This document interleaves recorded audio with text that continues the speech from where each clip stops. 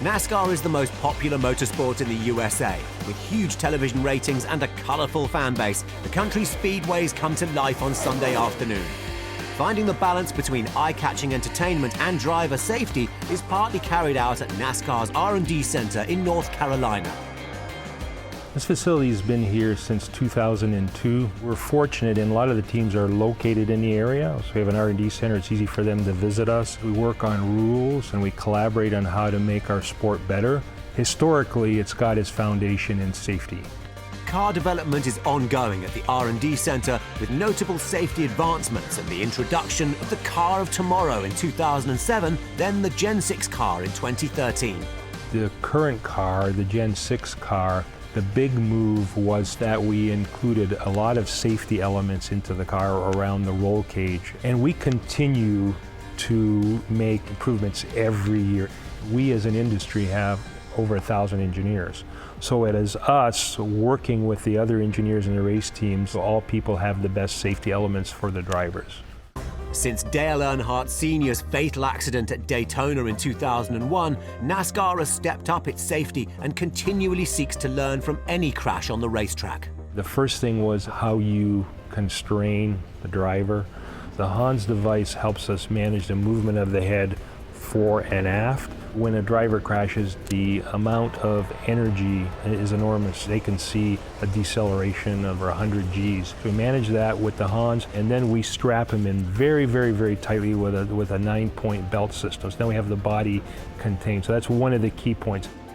When there's an incident, the car has a lot of energy. The energy is determined by the mass of the vehicle and the speed of the vehicle. So the only thing we can do to reduce the energy is to reduce the speed. And the way we do that is try to provide wide open areas, give them the ability to brake.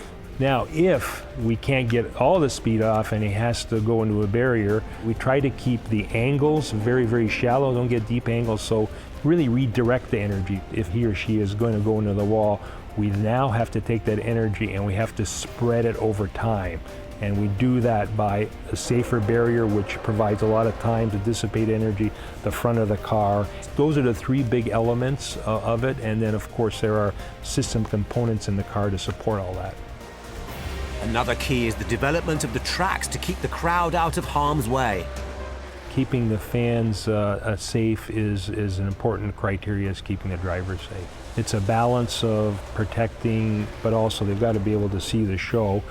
And part of that is we try to create some space between the seating and the surface. We also spend time at some of our tracks managing the top speed of the car because we're concerned about liftoff. Teams are always looking to make more speed, faster cars, and once in a while we have to pull it back a bit to keep them in a safe range. But there's no room for complacency. Junior will win at Daytona! And the big one happens behind them! Oh my God! In July's frightening last-lap wreck, some fans received minor injuries, but incredibly, Austin Dillon was able to walk away. We were going across the start-finish line, and I got clipped and took flight, pretty much. When it took flight, the catch fence caught it, knocked down 4 poles, and threw us back into the track. So the catch fence did a good job keeping everything into the track. It's developed since the last time someone's hit the fence, so it was just a wild ride when you're going 190 and you hit the wall. There was the initial impact into the fence, but then he was hit by another car. He did not release himself from his restraint system, which was very, very important. Had he done that and then got hit by that car, we could have had some unintended consequences. The roll cage did a tremendous job. The restraint system did the job. Austin did the right thing. He didn't panic. He kept his restraints in place. It's just such a wonderful thing to see such a young man just walk away after an experience like that. The good thing about my crash was I made it out of it. The car did its job, but we can learn from where the car was weak. There's still some areas that we can work on. Everything that we have developed over the last 10, 15 years has come a long way to keep our sport safe.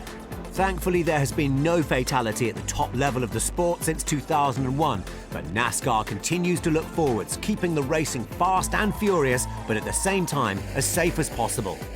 Whenever we see our work translate itself into something, it is very gratifying for the engineers here. We feel very, very good. It feels like, we're doing good.